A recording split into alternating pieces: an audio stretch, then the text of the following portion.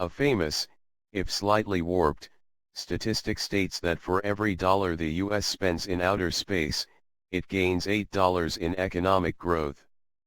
The long-term American dominance of space may have made that true, but it now has severe competition. China's space goals are beginning to look similar to NASA's.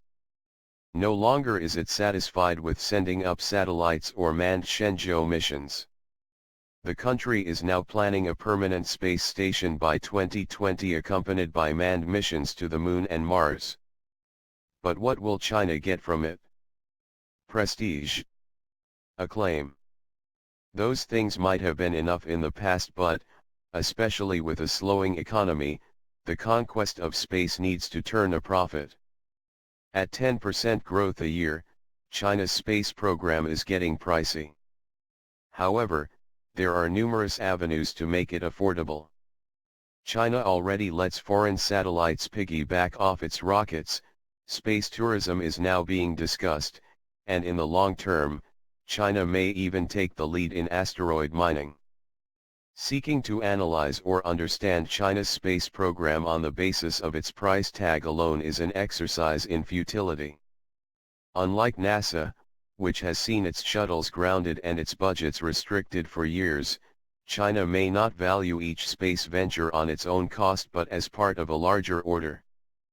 Furthermore, as China's own GDP has grown steadily, so has its space budget.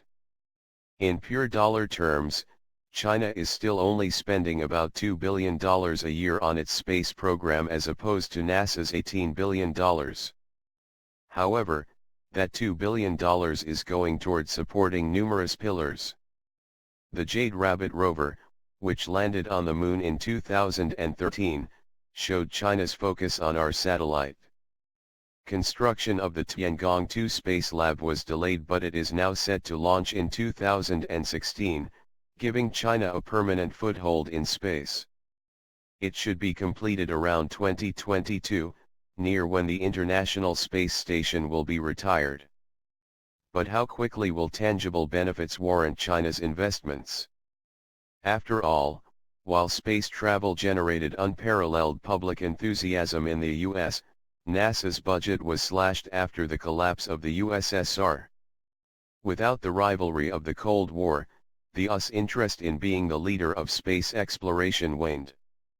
The geopolitical climate of today means that China is unlikely to run into similar problems. Tangible benefits cannot be easily quantified economically, but seeing people, whether Chinese or American, walk on the Moon once more will work toward a tangible purpose: the joint exploration of space.